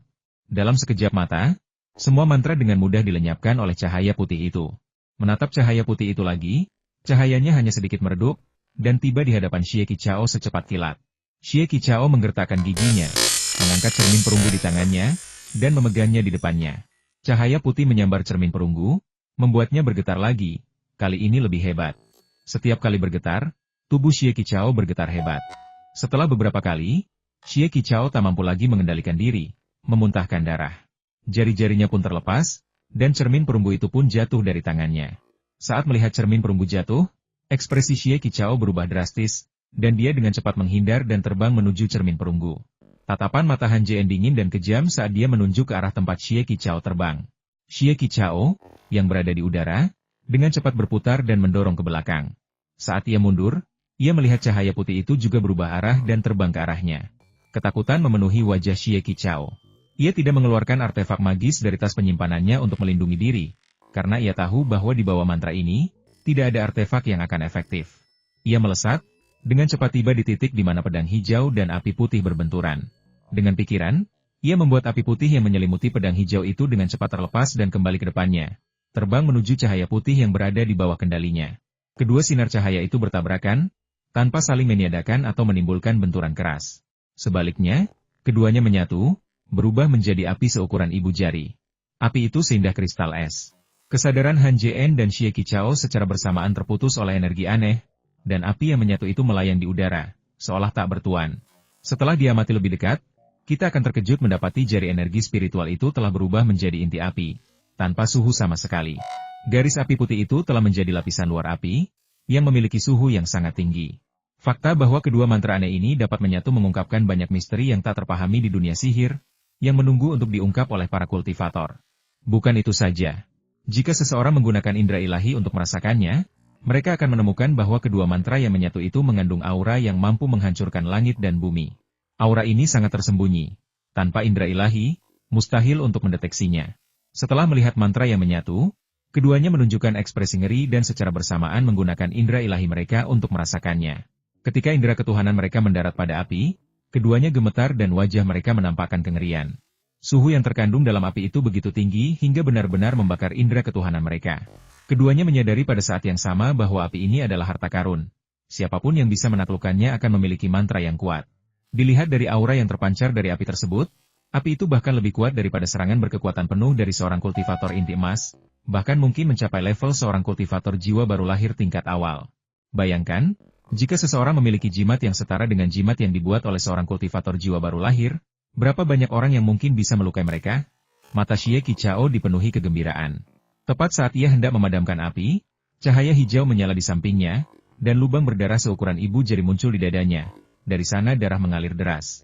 Kau, pupil mata Xie Qichao membesar. Matanya dipenuhi kebencian. Kau menyerangku dari belakang. Han Jian bahkan tanpa melirik lawannya sebelum melepaskan mantra bola api yang mengenai Xie Qichao. Tubuh Xie Qichao langsung berubah menjadi abu dan menghilang di udara. Bersamaan dengan itu, cahaya hijau seukuran telur muncul, melayang di udara sebelum menghilang. Han Jian mengangkat pergelangan tangannya dan meraih ruang kosong itu, menarik cahaya hijau itu hingga berdiri. Di saat yang sama, sebuah pedang hijau kecil berkelebat dan melayang di atas kepalanya. Lampu hijau itu adalah jiwa Xie Qichao. Setelah ditangkap oleh Han Jian, ia berkata dengan marah, Han Jian, beraninya kau membunuhku? Apa kau tidak takut diburu oleh sekte? Han Jian mendengus dingin dan berkata, jika sekte benar-benar bisa mengetahuinya, apakah kau masih akan bertindak di sini? Sambil berbicara, ia melirik lembah di sekitarnya dan berkata, medan di sini unik, membentuk susunan tak kasat mata alami yang sepenuhnya terisolasi dari dunia luar. Jika para kultivator tidak datang ke lembah, mereka mungkin tidak akan bisa menemukan apapun. Wajah Xie Qichao menjadi gelap, dan dia bertanya dengan cemas, apa yang kau inginkan? Dia benar-benar meremehkan Han Jian, yang memiliki pemahaman mendalam tentang medan di sekitarnya. Han Jian mengangkat pergelangan tangannya dan meraih udara, segel giok dao surgawi muncul di telapak tangannya. Pertarungan itu, meskipun sengit, hanya berlangsung sesaat. Dari saat Han Jian melemparkan segel giok dao surgawi hingga saat ia membunuh Xie Qichao, hanya 5 tarikan napas yang telah berlalu. Menyingkirkan segel giok dao surgawi, Han Jian melirik Xie Qichao dengan dingin, lalu meraih cermin perunggu tak jauh darinya, yang terbang ke tangannya. Cermin perunggu itu sangat kuno, seluruhnya berwarna kuning, dan bahannya tidak dapat dibedakan. Sebuah matahari raksasa terukir di punggungnya, memancarkan cahaya keemasan dengan realisme yang luar biasa. Bagian depannya diukir dengan pola yang tak terhitung jumlahnya, terutama di sekitar permukaan cermin, tempat 9 burung besar yang identik diukir. Burung-burung ini cukup unik, menyerupai burung gagak, namun berbeda dari burung gagak asli. Perbedaannya terletak pada kaki mereka. Mereka memiliki 3 kaki, bukan 2. Gagak emas berkaki 3. Han Jian mengenali burung besar itu adalah binatang purba legendaris, gagak emas. Terlahir dari matahari, gagak emas menyerap esensinya, dan seluruh tubuhnya mengandung api bersuhu sangat tinggi. Konon, satu hembusan api dari gagak emas cukup untuk membakar seorang kultivator jiwa baru lahir hingga mati, baik jiwa maupun raga. Indra ketuhanan Han Jien mendarat di cermin perunggu dan menemukan indra ketuhanan Xie Qichao di sana. Indra ketuhanannya tiba-tiba masuk dan secara paksa menghapus indra ketuhanan Xie Qichao. Jiwa Xie Qichao bergetar hebat, berubah menjadi entitas jiwa. Ia menatap Han Jien dengan takjub dan berkata, Kau benar-benar berhasil menghapus indra keilahianku. Cermin perunggu itu adalah senjata ajaibnya. Ia belum mati, dan indra keilahian di dalamnya belum menghilang. Kemampuan Han Jien untuk menghapus indra keilahiannya hanya bisa berarti satu hal, indra keilahian Han Jien jauh lebih kuat daripada dirinya sendiri. Ia sungguh tak bisa membayangkan bagaimana seorang kultivator tahap pemurnian Qi bisa memiliki indra keilahian sekuat itu. Setelah Han Jien menghapus indra ketuhanan Xie Qichao, ia agak terkejut. Ia hanya berniat mencoba dan melihat apakah ia bisa menghapusnya. Tetapi ia langsung berhasil. Meskipun menghabiskan banyak energi spiritual, itu sudah cukup untuk membuktikan bahwa indra ketuhanannya lebih kuat daripada Xie Qichao. Mengingat kembali saat ia pergi ke keluarga Nalan, ia dapat dengan mudah mendengar percakapan Nalan Feiyang dan Nalan Jingyi, dan ia menyadari bahwa indra ketuhanannya memang berbeda dari kultivator biasa. Indra ketuhanan kultivator biasa hanya meningkat setelah kultivasi, tetapi indra ketuhanannya dapat meningkat selama kultivasi. Mungkinkah? Han Jien menatap segel giok dao surgawi di tangannya, matanya berbinar. Setelah keterkejutan awalnya, Xie Qichao bertanya pada Han Jien, apa sebenarnya yang kamu inginkan? Han Jien menatapnya dengan dingin dan berkata, katakan padaku mantra untuk mengaktifkan senjata ajaib itu, dan aku mungkin mempertimbangkan untuk tidak membunuhmu. Xie Qichao sama sekali tidak mempercayai kata-kata Han Jien, dan berkata, aku hanya akan memberitahumu jika kau bersumpah demi jiwamu. Tatapan Han Jien langsung berubah dingin. Dan ia berkata dengan dingin, kalau kau tidak memberitahuku, aku bisa menggunakan teknik pencarian jiwa. Saat ia berbicara, kabut hitam mengepul dari pergelangan tangannya, menyelimuti jiwa Xie Qichao. Kabut hitam menyelimuti jiwa Xie Qichao, yang gemetar dan buru-buru memohon belas kasihan, aku akan bicara, aku akan memberitahumu segalanya. Kemudian, dia melafalkan mantra yang telah diaktifkan. Han Jien menerima mantra tersebut dan merapalnya ke cermin perunggu. Cermin itu bersinar terang, dan api kuning melayang di permukaannya. Ia merapal beberapa mantra lagi, dan api di atasnya berubah dari merah menjadi merah tua. Setelah itu, Han Jien tidak bisa lagi merapal mantra, dan warna apinya tetap tidak berubah. Han Jien mengerutkan kening dan bertanya pada Xie Qichao, mengapa suhu api tidak bisa dinaikkan? Xie Qichao tampak pasrah pada takdirnya, berharap Han Jien akan melepaskannya setelah menceritakan semuanya. Maka ia berkata, karena kultivasimu belum cukup tinggi, kau tak bisa melepaskan api yang lebih kuat. Kecuali, ia melihat wajah Han Jien menggelap dan buru-buru berkata, kecuali kau mengorbankan esensi hidupmu pada cermin perunggu, kau bisa menaikkan suhu api satu tingkat secara paksa. Han Jien mengangguk, dan cermin perunggu itu terbalik, permukaannya menunjuk ke arah Xie Qichao. Wajah Xie Qichao menjadi gelap, dan dia bertanya dengan khawatir, apa yang akan kau lakukan? Kilatan mematikan melintas di mata Han Jien. Dengan satu pikiran, api kuning itu berubah menjadi seberkas api, melesat lurus ke arah Xie Qichao. Kekuatan spiritual Xie Qichao tergenggam di tangan Han Jien, hanya separuh tubuhnya yang terekspos. Ia tak punya cara untuk melarikan diri. Sambil meronta, ia meraup marah, Han Jien, kau mengingkari janjimu. Semburan api itu mengenai tubuh spiritualnya, dan dengan sekejap, tubuh spiritualnya hancur berkeping-keping, berubah menjadi titik-titik cahaya yang tak terhitung jumlahnya dan lenyap di udara. Han Jien melirik Xie Qichao dengan dingin, yang telah berubah menjadi titik-titik cahaya yang tak terhitung jumlahnya, tanpa merasa bersalah sedikit pun. Ia bergumam, jika aku menepati janjiku, aku mungkin sudah mati sekarang. Setelah menyimpan cermin perunggu dan pedang hijau kecil itu, ia bergerak cepat dan tiba di depan api. Api itu masih melayang di udara, bergoyang lembut tertiup angin. Han Jien mengamati sejenak, lalu mengulurkan pergelangan tangannya ke depan, memadatkan tangan besar berisi energi spiritual untuk meraih api. Tangan itu lenyap begitu menyentuh api. Han Jien mengerutkan kening, indra keilahiannya menyebar di hadapan api, lalu runtuh lagi. Setelah ragu sejenak, Han Jien mengeluarkan segel giok dao surgawi, dengan panik melepaskan indra keilahiannya ke arah api. Tindakan ini bagaikan seekor ngengat yang tertarik pada api. Han Jien dengan paksa menanamkan indra keilahiannya ke dalam api. Ia menolak untuk percaya bahwa dengan pengisian energi spiritual yang terus-menerus, ia tidak dapat memadamkan api aneh ini. Ide Han Jien memang bagus, tetapi ia benar-benar meremehkan suhu di dalam api. Setelah mencoba selama setengah batang dupa, ia masih belum berhasil. Han Jien menarik kesadarannya yang kelelahan, terengah-engah sambil memikirkan solusi. Satu demi satu ide berkelebat di benaknya, Tetapi ia tolak semuanya. Ia sungguh enggan melepaskan api itu begitu saja. Tepat saat ia hendak memadamkan api dengan paksa, seperti yang ia lakukan dengan jimat yang dipanggil Sanyu, sebuah pikiran tiba-tiba terlintas di benaknya, dan ia segera mengambil cermin perunggu dari tas penyimpanannya. Kilatan cahaya kuning muncul di tangan Han Jien, dan cermin perunggu itu pun terwujud. Han Jien mengucapkan mantra pada cermin itu, mengarahkannya ke arah api. Api itu tetap melayang di udara, tak bergerak.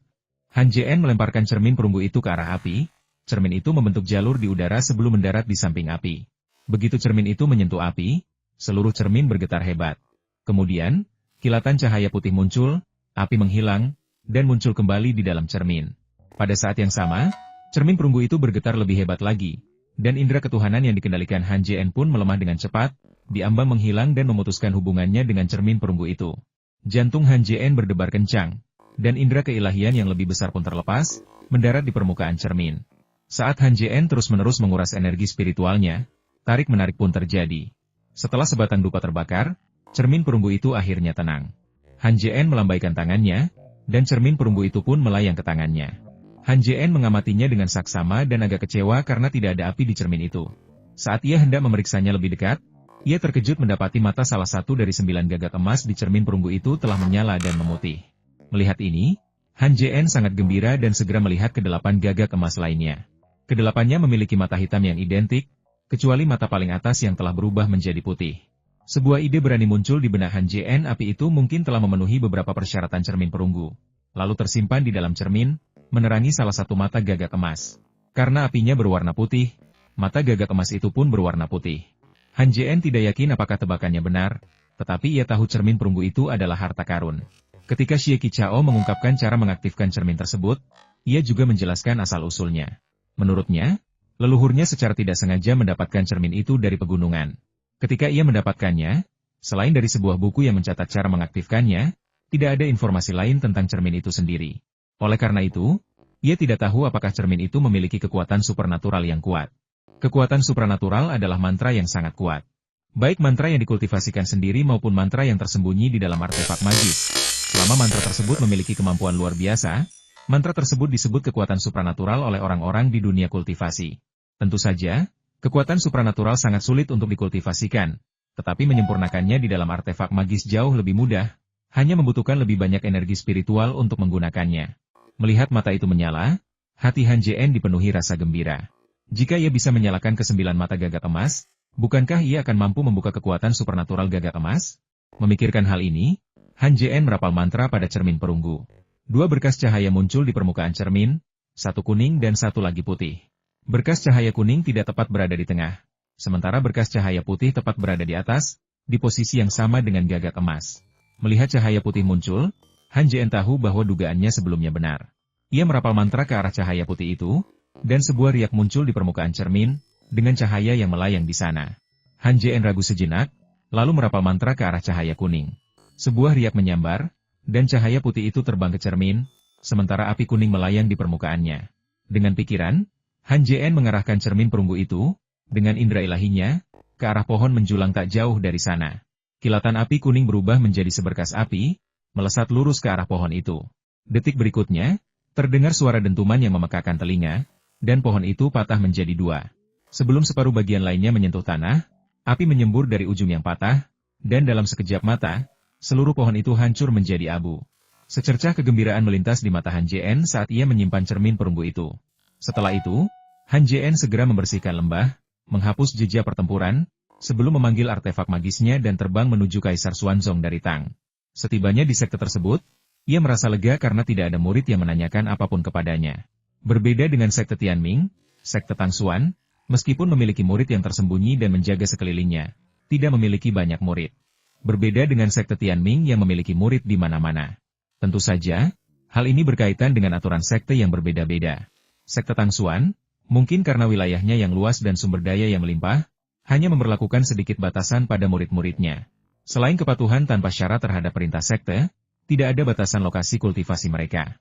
Hal ini berbeda dengan sekte Tianming yang mengalokasikan gua-gua hunian berdasarkan tingkat kultivasi dan kualitas akar spiritual. Setelah kembali ke guanya, Han Jien memanggil pedang hijau kecil dan merapal mantra padanya. Setiap mantra melepaskan cahaya hijau dari pedang. Setelah merapal lebih dari 100 mantra, energi spiritual Han Jien masih terkuras. Ia kemudian mengeluarkan segel giok dao surgawi dan melanjutkan merapal mantra sambil menyerap energi spiritual.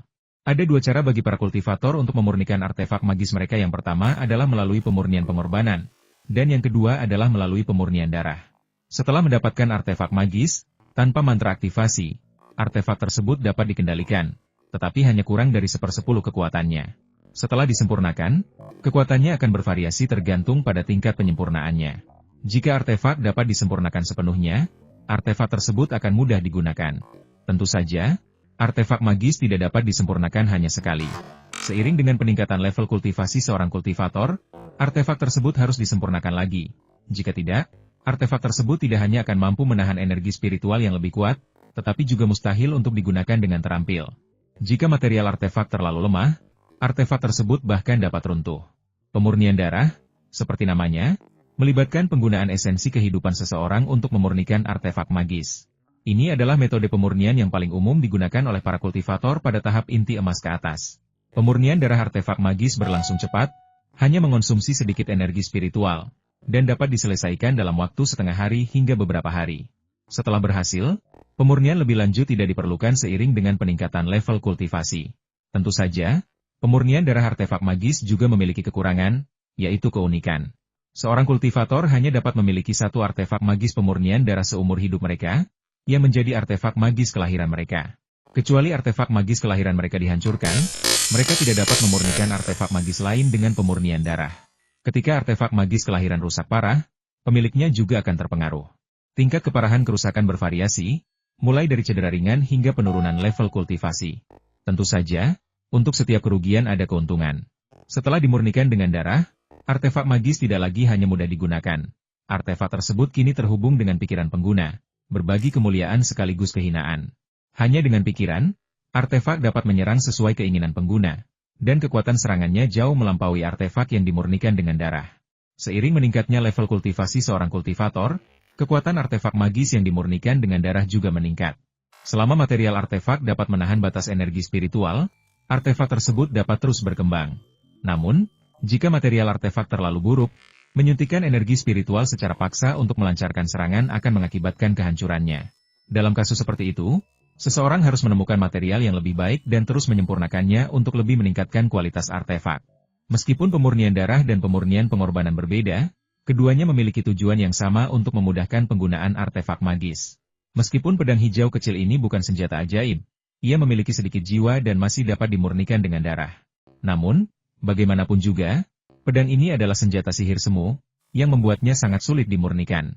Pemurnian pada dasarnya lebih sulit daripada pemurnian darah, sehingga tingkat kesulitannya tak terbayangkan. Untungnya, Han Jien memiliki segel giok dao surgawi, yang memungkinkannya untuk terus menyempurnakannya. Jika seorang kultivator biasa menyempurnakannya seperti Han Jien, mungkin akan membutuhkan waktu 3 hingga 5 tahun untuk mencapai tingkat kemajuan yang sama dalam satu hari. Memurnikan tidaklah sulit. Kuncinya adalah mengisi kembali energi spiritual setelah terkuras, yang membutuhkan banyak waktu. Berapa banyak kultivator yang mau membuang-buang waktu untuk hal ini? Oleh karena itu, banyak kultivator memilih pemurnian darah. Untuk memurnikan senjata ajaib dengan darah, seseorang harus memiliki tingkat kultivasi tahap inti emas. Mereka yang di bawah tahap inti emas hanya dapat menggunakan artefak ajaib. Han Jien mendapatkan pedang hijau kecil, yang bisa dianggap sebagai tawaran yang sangat besar. Jika kultivator yang menjual pedang itu tahu bahwa itu adalah senjata ajaib palsu, ia mungkin akan marah besar dan meminta lebih banyak uang dari Han Jien. Han Jien menghabiskan 2 hari 3 malam menyempurnakan pedang hijau, hanya berhasil menyempurnakan 1/10-nya. Ini menunjukkan waktu yang luar biasa yang dibutuhkan untuk menyempurnakan senjata ajaib sepenuhnya. Jika kultivasi seseorang mencapai tahap akhir tahap pembentukan fondasi, kecepatan pemurniannya mungkin lebih cepat, tetapi tetap membutuhkan waktu setidaknya 30 tahun. Dengan 30 tahun, seseorang dapat dengan mudah menembus batas tahap inti emas, lalu menyempurnakan senjata ajaib dengan darah, tanpa membuang waktu di sini. Jika kultivasi seseorang rendah, seperti Han Jien, kemungkinan akan membutuhkan lebih dari 100 tahun untuk menyelesaikan pemurnian senjata ajaib. Singkatnya, pemurnian gila-gilaan Han Jien, meskipun hanya membutuhkan waktu 3 hari, setara dengan 10 tahun bagi kultivator lainnya.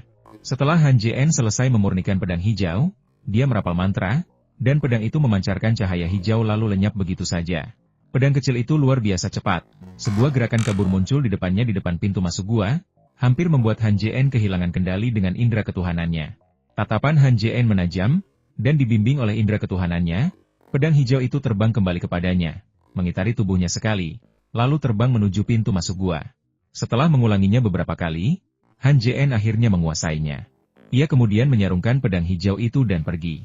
Di depan gerbang Aula Tangsuan, 9 murid tahap pemurnian Qi telah tiba. Tanggu Zhenren berdiri di depan mereka, menatap ke arah yang tampak kosong, tenggelam dalam pikiran. Di sampingnya berdiri seorang wanita muda dan cantik, mengenakan gaun putih, memancarkan aura arogansi. Tatapan matanya, khususnya, membuat siapapun yang memandangnya merasa rendah diri. Sekilas ketidaksabaran terpancar di mata Xiao Yuyao saat dia berkata kepada Tanggu Zhenren di sampingnya. Tanggu, mengapa ketua tim yang kamu pilih belum datang? Kelompok itu telah berkumpul di sini selama lebih dari setengah jam. Tetapi Han Jien belum muncul, yang membuat Tuan Tanggu merasa frustrasi.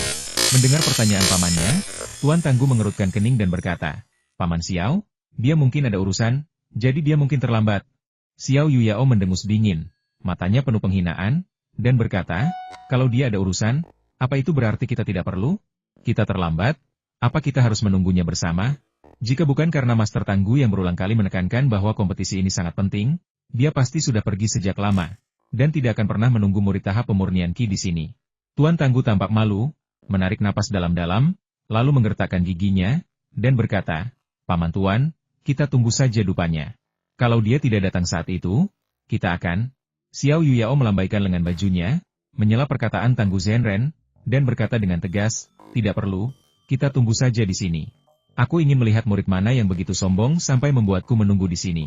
Di belakang mereka berdua, Xia Homing, yang telah dipermalukan oleh serangan Han Jien sebelumnya, tersenyum puas, berpikir, Han Jien, bukankah kau sombong?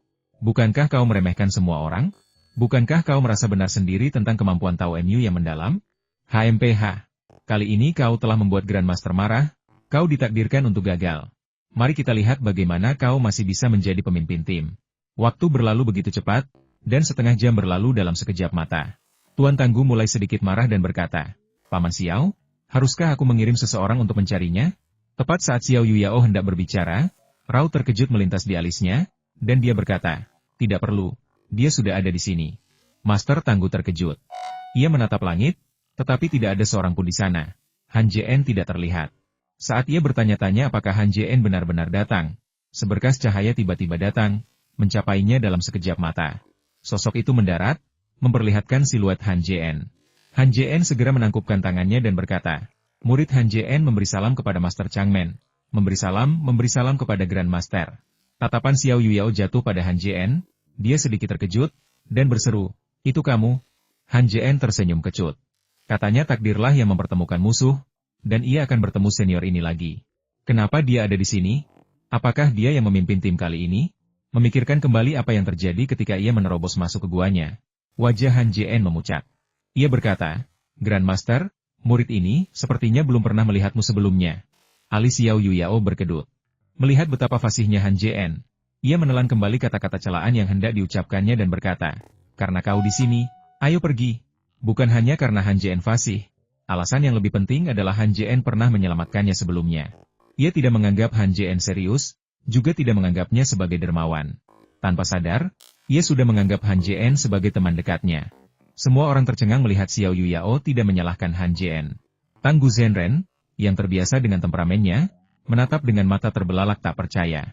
Xiao Yuyao tampak tidak menyadari ekspresi Tanggu Zhenren dan berkata dengan acuh tak acuh, kenapa kau masih berdiri di sana? Ayo pergi. Tanggu Zhenren kemudian menyadari apa yang terjadi, menangkupkan tangannya ke arah Xiao Yuyao, lalu berkata kepada semua orang, untuk kompetisi ini, kalian harus mendengarkan tetua tertinggi. Jika ada yang tidak mematuhi aturan sekte, tetua tertinggi memiliki kuasa atas hidup dan mati. Kalian semua mengerti, kan? Sambil berbicara, tatapannya entah sengaja atau tidak sengaja tertuju pada Han Jien, seolah mengingatkan atau memperingatkannya. Mendengar hal itu, semua orang menjawab serempak, para pengikut patuh. Xiao Yuyao melambaikan tangannya, memberi isyarat kepada semua orang untuk pergi.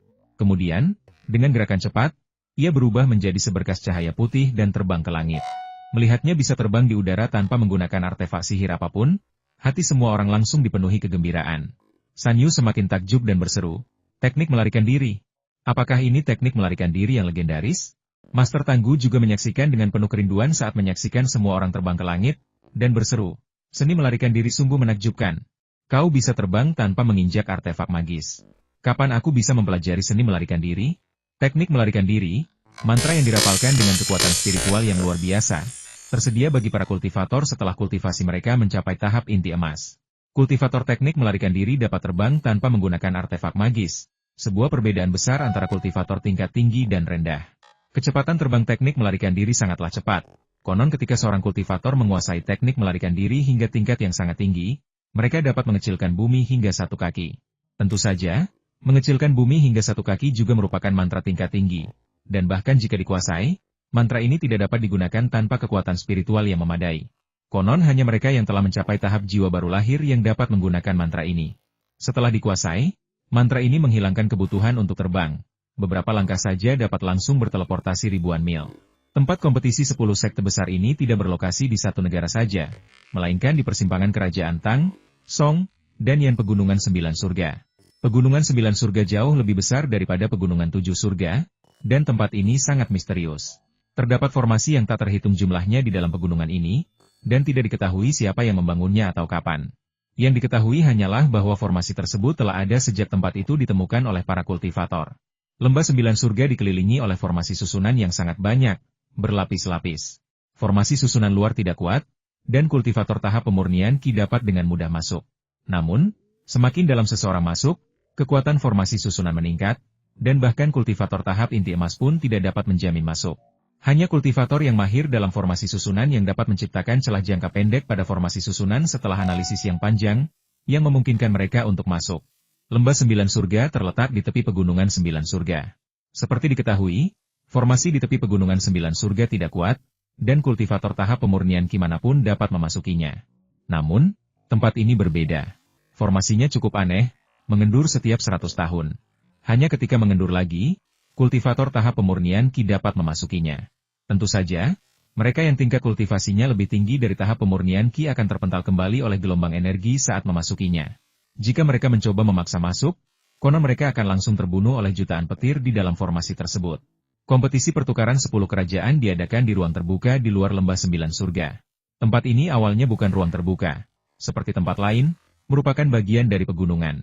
Kemudian, para ahli tahap inti emas dari beberapa sekte bergabung dan menggunakan kekuatan supernatural mereka yang luar biasa untuk menghancurkan tempat itu dalam satu serangan. Mereka kemudian membangun arena di tanah dan mengadakan kompetisi pertukaran setiap 60 tahun. Pertama untuk memamerkan kekuatan sekte mereka, dan kedua untuk meningkatkan pengalaman tempur mereka. Tentu saja, Kaisar Xuanzong dari Tang tidak pernah berpartisipasi dalam kompetisi semacam itu. Jika bukan karena seseorang yang secara tidak sengaja memasuki Lembah 9 Surga 100 tahun yang lalu, menyebabkan kerusakan pada formasi lembah yang mengendur setiap 100 tahun, dan jika kompetisi ini tidak bertepatan dengan masa pelonggaran tersebut, sekte Tangshuan juga tidak akan terlibat dalam kekacauan ini. Bagi sekte lain, bertukar keterampilan dan berkompetisi dapat membawa banyak manfaat, tetapi bagi para murid sekte Tangshuan, itu hanyalah buang-buang waktu. Kelompok itu terbang cepat tanpa membuang waktu, dan tiba di Pegunungan 9 Surga 3 hari kemudian. Setibanya di luar Lembah 9 Surga, sebuah area datar yang menyerupai alun-alun muncul di hadapan mereka. Di atasnya telah didirikan puluhan arena. Meskipun kompetisi belum dimulai, samar-samar terlihat banyak murid berdiri di arena, berlatih tanding. Mantra dan artefak magis beterbangan di udara, berkilauan dengan warna-warna cerah, sungguh pemandangan yang spektakuler. Di samping setiap arena, banyak murid berkumpul, berbisik-bisik di antara mereka sendiri, dan bersorak keras ketika sebuah pertandingan terasa sangat seru. Saat Xiao Yuyao memimpin rombongan memasuki Lembah 9 Surga, semua mata tertuju pada mereka. Melihat wanita berpakaian putih memimpin jalan, semua orang menunjukkan ekspresi terkejut. Tatapan para kultivator wanita sangat kompleks, campuran iri dan cemburu. Para kultivator pria, terlepas dari tingkat kultivasi mereka, semuanya menyampaikan pesan yang sama kecantikan wanita itu jauh melampaui harapan mereka. Ekspresi Xiao Yuyao tetap tidak berubah, dan tatapan orang banyak sudah terbiasa.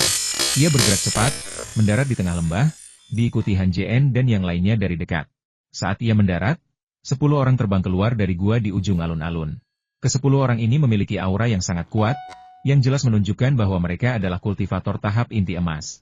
Dari 10 orang yang hadir, 8 pria dan 2 wanita. Para kultivator pria semuanya berusia di atas 40 tahun, sementara para kultivator wanita berusia awal 20-an. Tak terelakkan, setinggi apapun tingkat kultivasi seseorang, penampilan mereka akan menua secara bertahap, terutama kultivator pria, yang menua jauh lebih cepat. Umumnya, Setelah mencapai tahap pendirian fondasi, mereka tampak seperti berusia 30-an. Secara relatif, para kultivator wanita jauh lebih baik. Sebagian besar mantra yang mereka praktikkan memiliki efek anti penuaan. Meskipun tampak seperti berusia awal 20-an, usia mereka sebenarnya ratusan tahun. Bagaimanapun, mencapai tahap inti emas membutuhkan ratusan tahun kultivasi. Bahkan seorang jenius dengan akar spiritual bintang 10 pun membutuhkan hampir 100 tahun untuk mencapai tingkat itu. Ke-10 orang itu menghampiri Xiao Yuyao dan membungkuk serempak. Pemimpinnya, seorang pria tua berjubah biru, tersenyum dan berkata, "Rekan Taoi Xiao, kami sudah lama menunggumu." Wajah Xiao Yuyao serius, tanpa ekspresi. Ia berkata dengan tenang, "Rekan Taoi Xuang, apa kabar?" Kemudian, ia berkata kepada Han Jien dan yang lainnya di belakangnya, "Kalian semua boleh bubar. Pergi dan bersihkan gua-gua yang ada di sekitar sini. Tanpa perintahku, kalian tidak diizinkan meninggalkan pegunungan 9 surga." Kerumunan itu menangkupkan tangan mereka dan berkata, "Ya, tetua tertinggi." Tepat ketika Han Jien dan yang lainnya hendak pergi, seorang pria muncul dari kerumunan. Tiba-tiba ia menunjuk Han Jien dan berkata dengan tegas, "Kau, tunggu sebentar." Han Jien berhenti menepuk-nepuk tas penyimpanan dan berbalik. Ia melihat seorang pria parubaya menatapnya dengan tatapan dingin. Tatapan mata pria itu mengandung campuran rumit antara jijik, ragu, dan penasaran. Pria itu mengenakan jubah kuning dengan sulaman huruf Ming seukuran kepalan tangan di dadanya. Melihat penampilan orang lain, Han Jien sedikit terkejut, tetapi kemudian dia mengerti. Penampilan pria parubaya itu agak mirip dengan Chu Fei, tetapi ada sedikit keganasan di matanya, dengan jelas menunjukkan bahwa dia adalah orang yang kejam. Han Jien benar. Pria itu memang adik laki-laki Chu Fei, bernama Chu Dong. Kultivasi Chu Dong jauh lebih tinggi daripada Chu Fei, karena telah mencapai tahap akhir alam inti emas dan siap untuk menerobos. Sebelum memimpin timnya ke sini, ia telah bertemu dengan adiknya, Chu Fei. Dan setelah mendengar tentang situasi Han Jien, ia dipenuhi dengan rasa jijik, jelas tidak puas karena adiknya gagal menangkap Han Jien. Selain rasa jijiknya, Chu Dong juga tertarik pada harta karun yang dimiliki Han Jien. Ia sempat mempertimbangkan untuk mencari Han Jien di daratan. Tetapi dunia ini luas, dan lautan manusia begitu luas, menemukan seseorang sangatlah sulit. Terlebih lagi, masa hidupnya hampir berakhir. Jika ia tidak segera menerobos, ia akan mencapai keabadian. Daripada membuang-buang waktu mencari Han Jien, ia lebih suka berkultivasi dengan cepat dan berusaha untuk mencapai terobosan.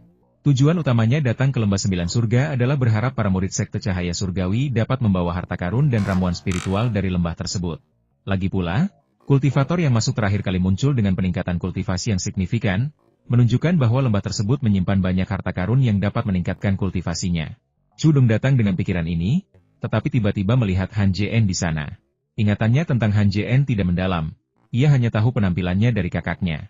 Karena itu, ketika Chu Dong memanggil Han Jien, nadanya agak ragu-ragu, jelas tidak yakin akan identitas Han Jien. Ketika Han Jien berbalik, tampak tenang, Chu Dong merasa semakin ragu. Han Jien gugup, tetapi wajahnya tetap tanpa ekspresi saat dia berkata dengan tenang, "Senior, kamu salah mengira aku orang lain." Chu Dong menatap Han Jien sejenak sebelum bertanya, "Siapa namamu?" Mata Han Jien berkedip, bingung harus menjawab apa. Mengatakan namanya bukan Han Jien adalah hal yang mustahil. Namun, mengungkapkan namanya pasti akan menimbulkan kecurigaan. Bahkan jika mereka tidak mengenalinya, mereka akan tahu bahwa dialah yang melarikan diri dari Tianming. Lagi pula, di antara mereka yang datang adalah murid-murid Sekte Tianming, yang niscaya akan memverifikasi identitasnya. Pikiran-pikiran ini terlintas di benaknya. Han Jien menarik napas dalam-dalam dan berkata, "Senior, nama saya memang Han Jien, tapi saya bukan lagi murid Sekte Tianming. Lebih baik mengatakan yang sebenarnya daripada berbohong." Mendengar ini, bibir Chu Dong melengkung membentuk senyum aneh, lalu berkata, "Kau benar-benar Han Jien. Ikutlah denganku." Wajah Han Jien menjadi gelap, dan dia melirik Xiao Yuyao di sampingnya. Berkata, "Senior, saya sudah menjadi salah satu orang Kaisar Xuanzong." Chu Dong tersenyum dingin, kilatan kejam di matanya, lalu berkata dengan tegas, "Aku tidak peduli kau dari sekte mana. Kau adalah pengkhianat Sekte Tianming. Kembalilah ke sekte bersamaku untuk menerima hukumanmu." Meskipun Master Hong Yun telah memberi perintah untuk tidak mengejar Han Jien lebih jauh, Chu Dong, bagaimanapun juga, adalah seorang tetua tertinggi tahap inti emas, dan bisa sepenuhnya mengabaikan perintah sekte dan bertindak sendiri. Han Jien menatap dingin orang itu, tangannya di balik tas penyimpanannya. Jika Xiao Yuyao tidak turun tangan, ia terpaksa pergi dengan paksa. Han Jien tahu dalam hatinya bahwa pergi dari sini hampir mustahil. Selain Xiao Yuyao, ada 10 kultivator inti emas di sini. Jika Chu Dong benar-benar bergerak, orang-orang ini mungkin akan menjual nama mereka dan membantunya menangkapnya. Semua orang mendengar percakapan mereka, dan San Yu serta yang lainnya, yang hendak pergi, berhenti dan melihat ke arah Han Jien. Xia Homing memasang ekspresi bangga, mengumpat dalam hati, "Nak, aku tak menyangka kau pengkhianat sekte Tianming. Apa gunanya bersikap sombong di hadapanku? Kalau kau memang mampu, sombong saja dengan ahli tingkat inti emas." Memikirkan hal ini, Xia Homing merasa jauh lebih baik, dan bayangan Han Jien pun lenyap sepenuhnya. Para kultivator inti emas yang tersisa menunjukkan beragam ekspresi. Ada yang terkejut, ada yang kagum, dan banyak lagi yang menunjukkan ekspresi Schadenfreude. Mereka yang terkejut bertanya-tanya bagaimana Han Jien, setelah mengkhianati sektenya, bisa pergi hidup-hidup dan bergabung dengan sekte lain. Mereka yang mengaguminya mengakui kemampuannya yang luar biasa. Bagi seorang kultivator pemurni Qi, tetap tenang dalam situasi seperti itu adalah sesuatu yang hanya sedikit orang bisa capai. Adapun mereka yang menonton dengan geli, mereka ingin melihat bagaimana keduanya, bahkan kedua sekte, akan menangani situasi ini. Bagaimanapun, masalah ini melibatkan sekte Tangshuan. Jika sekte Tangshuan ingin melindungi Han Jien, mereka tidak punya alasan untuk memusuhi sekte nomor satu di benua ini demi sekte Tianming. Xiao Yuyao melirik Han Jien, lalu menatap Cudong di seberangnya, dengan ekspresi ragu di wajahnya. Jika dia biasanya, dia pasti tidak akan menanyakan hal ini. Tetapi entah mengapa, dia merasa ingin campur tangan. Dia tidak tahu apakah itu karena Han Jien telah menyelamatkannya, atau karena perkataan kakak perempuannya ketika dia membawa Han Jien pergi, yang telah menyentuh hatinya dan memberinya dorongan untuk melindunginya. Adik perempuan, karena kamu tidak mau mengakui dia adalah pacarmu, maka kakak perempuanmu akan menikmatinya terlebih dahulu. Haha. Xiao Yuyao juga orang yang pantang menyerah. Setelah kata-kata kakak perempuannya terlintas di benaknya, keraguan di matanya menghilang. Ia melangkah beberapa langkah kecil dan tiba-tiba berdiri di antara mereka berdua. Menatap Cudong di depannya, ia berkata dengan sungguh-sungguh, "Cudong, aku tidak peduli apapun yang dilakukan Han Jien di masa lalu, dan aku tidak ingin tahu. Dia sekarang murid sekte Tangshuan. Aku membawanya keluar kali ini, dan aku akan membawanya kembali dengan utuh." Nada suaranya dingin dan kejam, agresif dan pantang menyerah, tidak menunjukkan rasa hormat kepada Cudong. Sebagian besar San Yu dan yang lainnya percaya bahwa Xiao Yuyao tidak akan melindungi Han Jien. Dan setelah mendengar kata-katanya, mereka semua terkejut. Beberapa pria, khususnya, mencurigai adanya hubungan romantis antara Han Jien dan Xiao Yuyao. Mengingat Xiao Yuyao telah menunjukkan muka kepada Han Jien dua kali, situasi yang hampir mustahil di dunia kultivasi. Yang lain berpikir mustahil, dengan alasan bahwa Xiao Yuyao adalah seorang kultivator inti emas. Bagaimana mungkin dia tertarik pada Han Jien? Kesenjangan di antara mereka terlalu lebar, tidak terlalu jauh, tetapi cukup dekat. Para kultivator inti emas itu menatap Cudong dengan ekspresi aneh, bertanya-tanya bagaimana dia akan menjawab. Dalam sekejap, semua mata tertuju pada Cudong.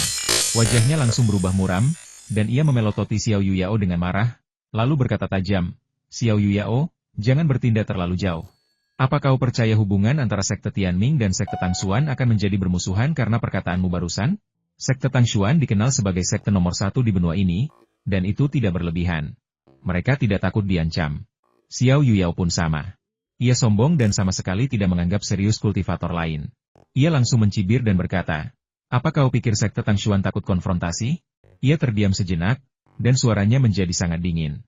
Ia mencibir, "Kau hanya seorang kultivator inti emas. Apa kau pikir kau bisa mewakili seluruh sekte? Tidak bisakah kau menghancurkan fondasi sekte Tianming yang telah berusia 1000 tahun hanya dengan kata-katamu?" Mendengar ini, Cudong sangat marah. Ia menunjuk Xiao Yuyao dan berkata, "Jangan terlalu jauh." Mata Xiao Yuyao penuh dengan penghinaan saat dia mengejek. "Memangnya kenapa kalau aku bertindak terlalu jauh? Apa kau ingin memukulku?" Cudong sangat marah. Ia tak tahu harus berkata apa untuk sesaat, memelototi Xiao Yuyao dan Han Jien, mengibaskan lengan bajunya, lalu berbalik untuk pergi. Setelah kepergiannya, para kultivator lainnya merasa canggung. Banyak kultivator yang memiliki hubungan baik dengan sekte Tianming enggan terlibat dalam kekacauan ini. Mereka membungkuk kepada Xiao Yuyao dan pergi bersamaan. Hanya para kultivator dari 5 kerajaan Zhao, Chu, Qi, Song, dan Han yang tersisa.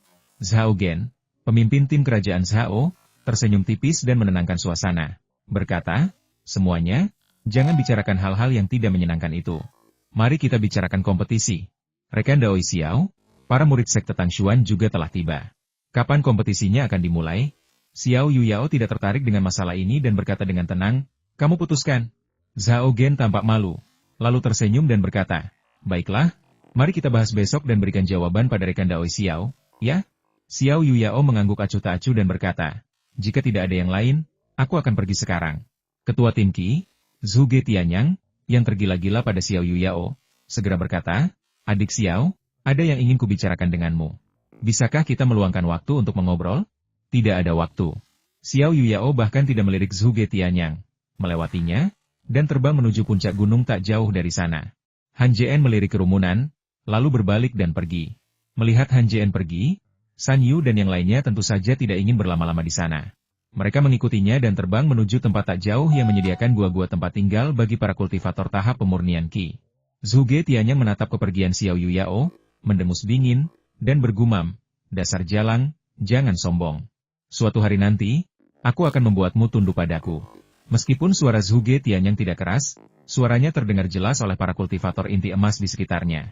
Wang Li, pemimpin delegasi kerajaan Song, dan Xiao Yu, pemimpin delegasi kerajaan Han, juga tidak ingin tinggal lebih lama lagi. Mereka membungkuk kepada mereka bertiga dan berbalik untuk pergi. Setelah keduanya pergi, hanya kultivator dari Zhao, Chu, dan Qi yang tersisa. Ketiga kerajaan telah membentuk front persatuan. Jika tidak, mereka tidak akan bergabung untuk menyerang Kekaisaran Ming. Wu Gang, pemimpin delegasi Chu, tampak berpikir, seolah sedang mempertimbangkan sesuatu. Melihat ekspresi Wu Gang, Zhuge Tianyang tidak dapat menahan diri untuk bertanya, "Saudara Wu, apa yang sedang kamu pikirkan?" Wu Gang menggelengkan kepalanya tanpa bicara. Sedikit keraguan terpancar di matanya. Tiba-tiba, ia teringat sesuatu dan berseru, "Aku tahu siapa dia." Mendengar ini, Zhuge Tianyang dan Zhao Gen terkejut. Zhao Gen mengerutkan kening dan berkata, "Saudara Wu, jangan terlalu khawatir." "Apa? Kau tahu siapa dia?" Dengan jentikan tangannya, Wu Gang membentuk susunan kedap suara yang menyelimuti mereka bertiga. Lalu ia perlahan berkata, "Saudara Zhao, apakah Anda ingat kultivator pemurni Qi yang meninggal di sekte Anda?" Zhao Gen mengangguk dan menjawab, "Tentu saja aku ingat. Konon dia dibunuh oleh seorang kultivator yang baru mencapai tingkat kelima pemurnian Qi." Setelah mengatakan itu, dia tiba-tiba menyadari sesuatu dan berseru, "Maksudmu, orang itu adalah dia?" Dia berpikir sejenak, lalu merasa ada yang tidak beres dan berkata, "Sepertinya dia seorang kultivator pemurnian Qi tingkat 8, dan orang yang membunuhnya baru mencapai tingkat kelima pemurnian Qi. Seharusnya mereka bukan orang yang sama." Zhuge Tianyang juga berkata, "Ya, meskipun 10 tahun telah berlalu, saya mengamati bahwa akar spiritual anak itu sangat lemah, bahkan tidak satu bintang pun. Bagaimana mungkin ia bisa meningkat 3 tingkat dalam 10 tahun?" Wu Gang menggelengkan kepalanya, berkata dengan yakin, "Kalian semua ingat apa yang dikatakan Chudong sebelumnya, kan? Dia bisa mengkhianati sektenya dan pergi hidup-hidup saat itu, jadi dia pasti luar biasa.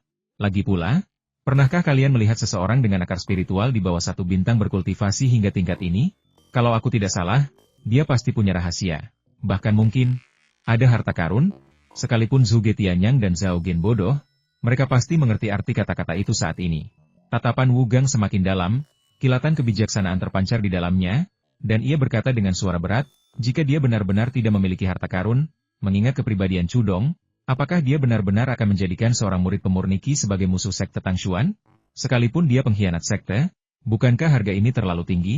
Ia mengangkat kepalanya dan melihat ke arah gua tempat tinggal yang telah diciptakan Chudong. Lalu melanjutkan, "Kalau tidak salah, mereka akan menyerang Xiao Yuyao malam ini." Setelah mendengar ini, kedua pria itu mengagumi kebijaksanaan Wu Gang dan mengangguk setuju. Zhao Gen agak bingung dan bertanya, "Mengapa tidak langsung membunuh ke Han Bin dan menyerang Xiao Yuyao terlebih dahulu?" Wu Gang menjelaskan, "Karena Xiao Yuyao sudah berpihak pada Han Jian, mereka pasti akan mengepung Xiao Yuyao malam ini dan kemudian bergerak melawan Han Jian." Sambil berbicara, ia menatap Zhuge Tianyang dan memberinya senyum penuh arti. Berkata, "Saudara Zhuge, bukankah kau selalu menyukai wanita itu? Malam ini kau boleh mewujudkan keinginanmu." Zhuge Tianyang terkekeh dan berkata, "Saudara Wu, apakah kau bilang kita akan bergerak malam ini juga?" Wu Gang mengangguk dan berkata dengan yakin, "Kesempatan yang bagus, kita akan melewatkannya jika tidak." Meskipun Kaisar Xuanzong dari Tang sangat kuat, lebih dari 7 sekte sedang bergerak bersama. Sekalipun mereka tahu tentang ini, mereka harus berpikir 2 kali sebelum bertindak. Senyum Zhuge Tianyang semakin lebar. Lalu ia teringat sesuatu dan berkata dengan nada sedih, "Saudara Wu, memangnya kenapa kalau kita tangkap Xiao Yuyao? Apa menurutmu Chudong dan yang lainnya akan membiarkanku memilikinya? Lagi pula, kalaupun mereka mau, wanita itu sangat arogan. Bahkan jika aku menggunakan kekerasan, aku mungkin takkan punya kesempatan. Dengan kepribadiannya, dia pasti akan menghancurkan inti emasnya sendiri." Wu Gang melambaikan tangannya dan berkata dengan suara berat, "Kau tak perlu khawatir. Selama kau menangkapnya dan menyegel kekuatan spiritualnya untuk sementara, aku akan memastikan dia bahkan tak punya kesempatan untuk menghancurkan inti emasnya sendiri. Setelah itu, dia akan patuh padamu. Kilatan cahaya melintas di mata Zhuge Tianyang, dan dia bertanya dengan tidak sabar, "Saudara Wu, kamu juga punya sihir semacam ini?" Wu Gang tersenyum tipis dan berkata pada mereka berdua, "Pernahkah kalian mendengar tentang boneka?" Mendengar ini, Zhao Gen berkata lebih dulu, "Tentu saja aku pernah mendengarnya. Boneka dapat menghapus kesadaran seseorang dan menambahkan ingatan baru, membuat mereka sepenuhnya patuh pada perintah tuannya." Zhuge Tianyang mengerutkan kening dan berkata, "Apa gunanya ini? Rasanya akan hilang." Wu Gang menggelengkan kepalanya sedikit dan berkata dengan suara berat, "Tidak, teknik bonekaku tidak memerlukan penghapusan ingatan, tetapi tetap akan mematuhi tuannya." Wajah Zhuge Tianyang langsung berseri-seri karena kegembiraan, dan dia berseru, "Saudara Wu, apakah Anda benar-benar memiliki sihir seperti itu?" "Jangan terlalu bersemangat dulu," kata Wu Gang. "Sihir yang menantang surga seperti itu menghabiskan banyak esensi vital dan darah saat digunakan. Kalau aku membantumu." Zhuge Tianyang sudah mengerti arti kata-kata itu. Sebelum Wu Gang selesai berbicara, ia menepuk dadanya dan berkata, "Saudara Wu, katakan saja hadiah apa yang kau inginkan. Selama kau bisa membantuku kali ini, katakan saja jika kau butuh sesuatu." Wu Gang, si rubah tua yang licik, tidak menjawab. Malah, ia berkata, "Saudara Zhuge, sebenarnya aku tidak menginginkan barang-barangmu. Kalau saja mantra ini tidak menghabiskan begitu banyak esensi hidupku." Zhuge Tianyang berkata, "Saudara Wu, mengapa kamu begitu sopan kepadaku? Katakan saja apa yang perlu kamu katakan." Wu Gang, tanpa berpura-pura, bertanya, "Kudengar kalian berdua punya sepotong kayu Shoushan. Benarkah itu?" Zhuge Tianyang terkejut. Kayu Shoushan ini adalah salah satu dari 7 kayu suci, dan meletakkannya di samping kultivasi seseorang dapat meningkatkan umur. Meskipun peningkatan umurnya tidak terlalu cepat, hanya 1 tahun setiap 50 tahun, kayu ini tetap merupakan harta yang sangat langka bagi para kultivator. Ia memang memiliki kayu Shoushan, tetapi itu adalah pusaka keluarga, dan ia tidak akan memberikannya kecuali benar-benar diperlukan. Sebagai seorang wanita, apakah Anda akan memberikan pusaka keluarga Anda? Zhuge Tianyang ragu-ragu, tetapi ketika dia memikirkan kecantikan Xiao Yuyao yang memukau dan sosoknya yang hampir sempurna, dia menggertakkan giginya dan berkata, "Baiklah, aku berjanji padamu." Senyum licik tersungging di bibir Wu Gang, namun seketika lenyap.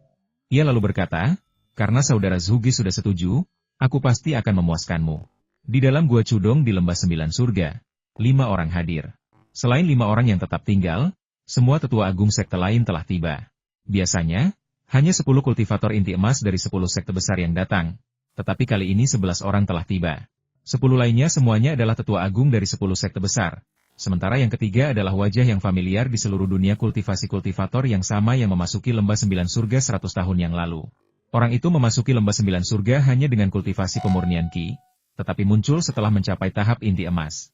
Para kultivator Golden Core dianggap sebagai sosok yang kuat di seluruh benua, dan tak seorang pun bisa meremehkan mereka. Lagi pula, para kultivator Golden Core memiliki harta karun magis dan dapat melepaskan kekuatan supernatural. Selain monster tahap Naschen Soul, tak seorang pun dapat dengan mudah membunuh mereka.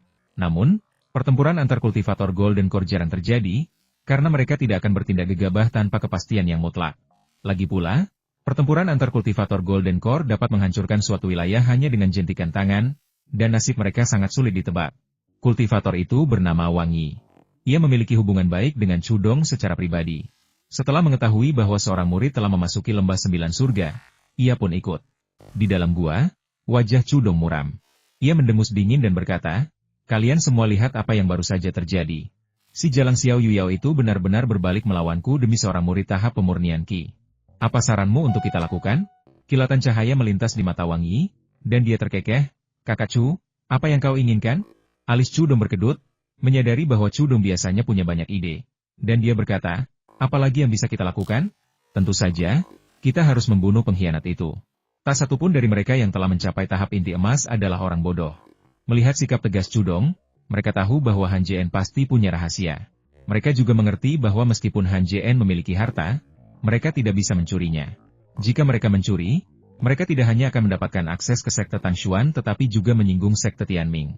Tentu saja, Wang Yi tidak khawatir tentang hal-hal ini. Ia tidak berafiliasi dengan sekte manapun dan tidak takut bermusuhan dengan sekte lain. Wang Yi terkekeh dan berkata, "Kakak Chu, karena kau ingin membunuhnya, mari kita mulai dengan Xiao Yuyao." Jantung Cudong berdebar kencang. Ia menatap Wang Yi dan berkata, "Kau ingin aku membunuhnya?" Meskipun ia benar-benar ingin membunuh Xiao Yuyao, ia tidak sepenuhnya yakin bisa melakukannya mengingat tingkat kultivasinya. Wang Yi mengangguk dan berkata perlahan, Membunuh Han Jian tidak sulit bagimu. Tapi pernahkah kau mempertimbangkan bahwa Han Jian adalah murid sekte Tangshuan? Begitu kau bergerak, Xiao Yuyao pasti akan keluar untuk menghentikanmu.